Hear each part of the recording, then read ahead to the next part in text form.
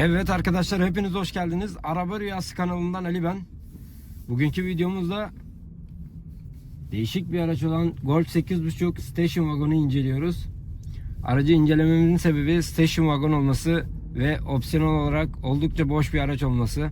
Aracımızda otomatik vites maalesef bulunmamaktadır. Herhangi bir DSG vesaire hiçbir şey yok. Gördüğünüz gibi aracımızda Golf 8.5'da değişiklik olarak multimedya ekranı değiştirilmiş. Bunların incelemesini zaten videonun ilerleyen zamanlarında hepsini göstereceğim. Şu anki bir değişiklik olarak sürüş aşamasıyla başlamak istiyorum. Aracımız rodaj döneminde olduğu için herhangi bir baskı vesaire uygulamayacağız aracımıza. Normal bir Golf 8'den, yani Golf 8.5'tan farklı değil aracımız. Gayet konforlu. Hepinizin bildiği üzere rahat bir yolculuk yapabiliyorsunuz. Ama dediğim gibi aracımızda otomatik vites vesaire olmadığı için vites atmak durumundasınız. Yani yıl olmuş 2025, hala düz vites arabalarda alabiliyorsunuz. Bunu söylemek istiyorum.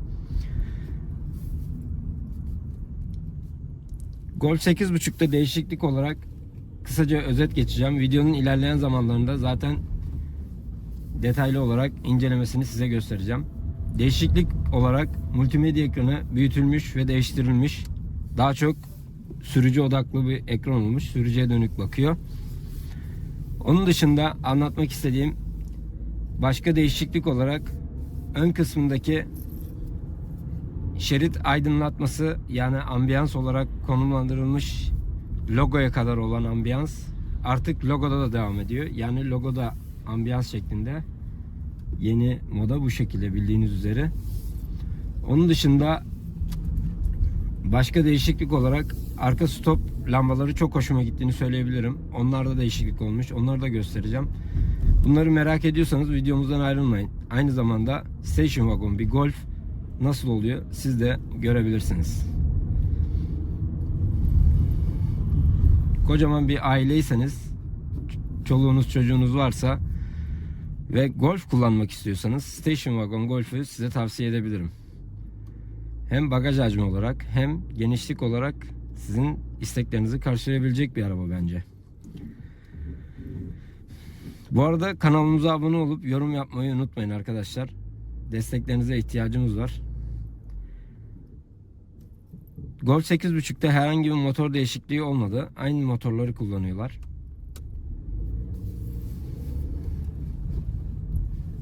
Gördüğünüz gibi vites atıyoruz.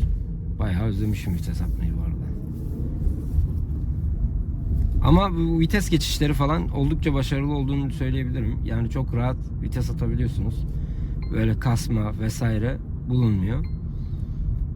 Aracımız boş bir araç olmasına rağmen hayalet ekranımız ve kocaman bir multimedya ekranımız hala var.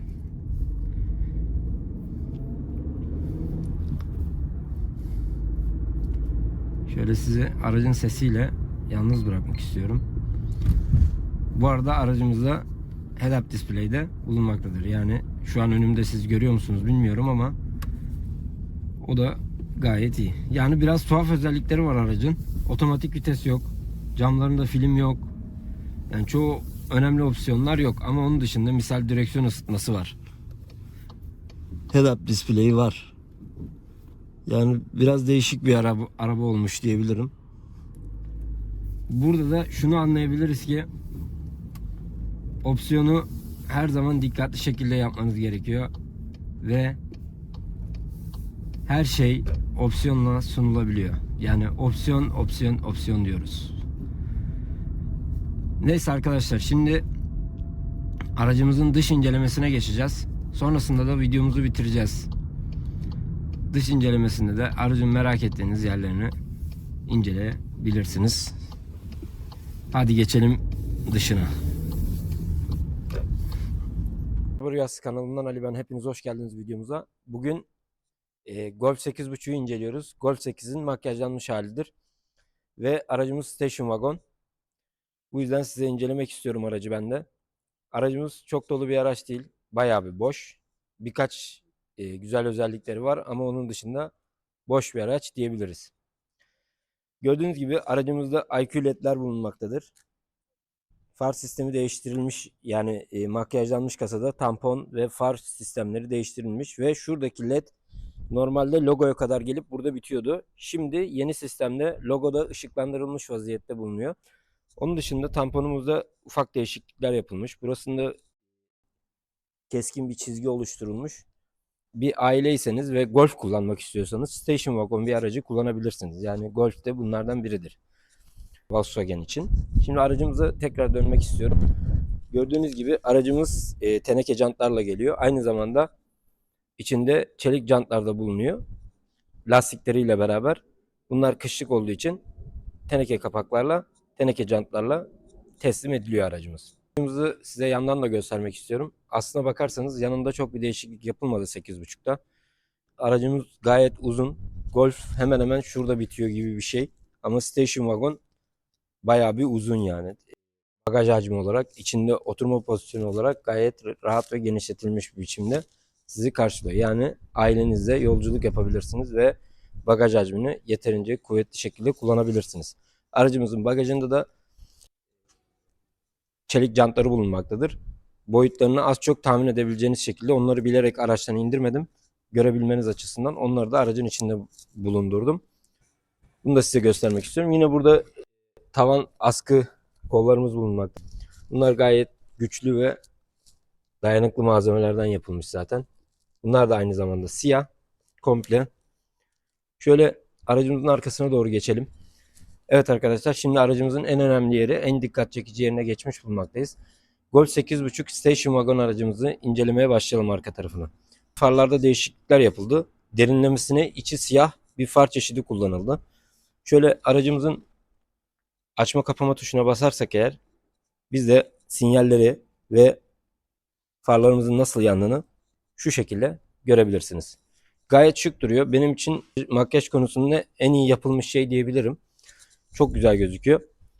Aracımızın arka tarafında bir adet geri görüş kamerası bulunmaktadır. Sadece bu kadar. Onun da kalitesini çok beğenemedim açıkçası. Onu da söylemek istiyorum. Göstereceğim içeriye geçtiğimizde. Şöyle aracımızın arkasında anlatabileceğimiz çok fazla bir şey yok. Aslına baktığınızda dediğim gibi bu araç bomboş bir araç olduğu için, hani çok bomboş demeyelim de boş bir araç olduğu için hani çok fazla bir ayrıntı vesaire bulunmamaktadır. Yani şurasında ufak bir spoiler'ı var. Üstünde de stop lambası zaten bulunuyor. Arkasında da normal station wagonlarda bulunan sileceklerinden bulunuyor. Şimdi aracımızın önce bagajını göstereceğim size. Dediğim gibi jantları bilerek içinde bıraktırdım ki bagaj hacmini görebilmeniz açısından. Şimdi geçelim aracın bagajının incelemesine. Evet arkadaşlar, öncelikle aracımızın bagajını açalım. Bagajımızda herhangi bir otomatik bagaj sistemi bulunmamaktadır. Maalesef güç uygulayarak açmak zorundayız bagajımızı. Dediğim gibi çok dolu bir araç değil.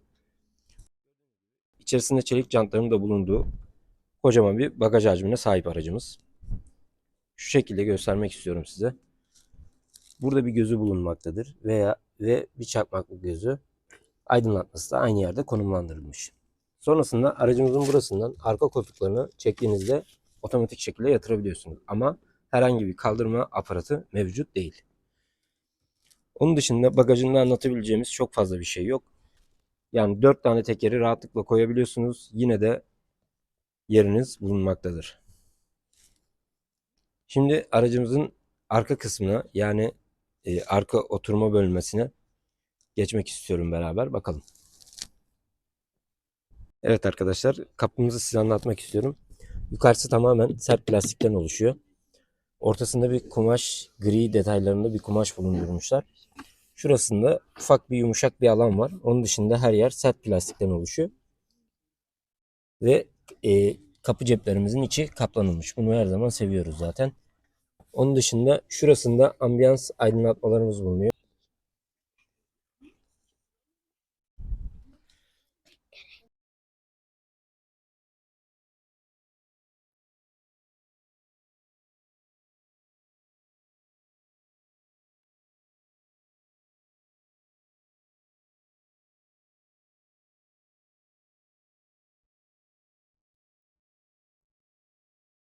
İçine geçmek istiyorum. Şöyle gördüğünüz gibi yine burada arkalar kadar olmasa da yine sert bir yapı bizi karşılıyor. Şurasında gri detaylarda alüminyum bir parçaya benzetilmiş şekilde bir parçamız bulunmaktadır. Yine aynı kumaş burada da konumlandırılmış.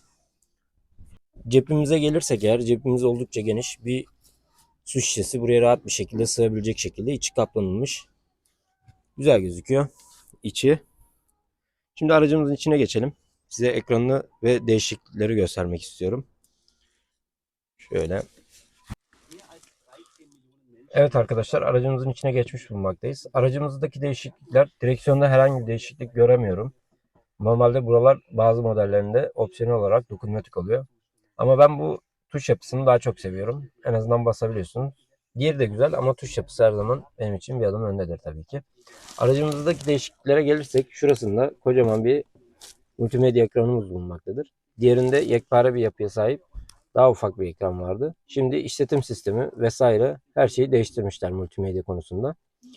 Gördüğünüz gibi gayet hızlı çalışıyor.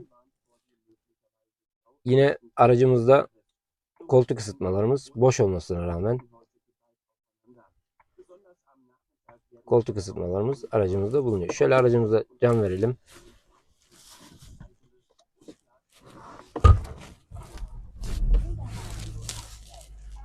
Evet arkadaşlar. Şöyle şunu göstermem gerekirse, bunlarda iyileştirmeler yapılmış. Daha hassasiyet konusunda iyileştirmeler yapılmış. Yine burada klima ayarlamak için tuşlara dokunarak müdahale edebiliyoruz. Bu şey burada da aynı şekilde. Ekranımız gayet, işletim sistemi hızlı. Yeni modellerde, yani Volkswagen grubunun yeni modellerinin çoğu aynı işletim sistemini kullanıyor ve gayet hızlı olduğunu düşünüyorum. Şöyle dokunduğumuzda aracımızda gördüğünüz gibi şu şekilde kamerası var. Kamerasını çok beğenemedim. Bunu söylemek istiyorum. Yani biraz değişik gösteriyor. Balık gözü gibi gösteriyor. Ama çok başarılı olduğunu söyleyemem maalesef. Onun dışında ekranda gösterebileceğim ambiyans aydınlatmaları bu şekilde. Yani eski 8 olan kasada aynı. Yani hiçbir değişiklik yok ambiyans konusunda. Bu şekilde ekranda gösterebileceğimiz çok fazla bir şey yok. Aracımızın en büyük eksikliği düz vites olması arkadaşlar. Gördüğünüz gibi herhangi bir tuş yok. Sadece start stop tuşumuz var. Burada el freni, burada da auto hold'umuz var. Onun dışında hiçbir şey yok. Aracımız 6 vitestir. Gördüğünüz gibi. Bunların detaylarını da aynı şekilde yazıyla size sunacağım. Şöyle aracın içinde göstermem gerekirse, çok fazla değişiklikler yapılmamış. Ama yine de Golf'tür arkadaşlar. Şu şekilde ekranda çok fazla değişiklik maalesef yok. Buradaki tuşla sol taraftaki menüye müdahale edip buradaki tuşla da sağ taraftaki menüye müdahale edebiliyorsunuz. Onun dışında harita ve yol asistanlarını görüntüleyebiliyorsunuz. Asistan olarak da sadece uzaklık asistanı bulunmaktadır. Öndeki aracı takip etme uzaklık asistanı bulunmaktadır. Şöyle gösteriyorum.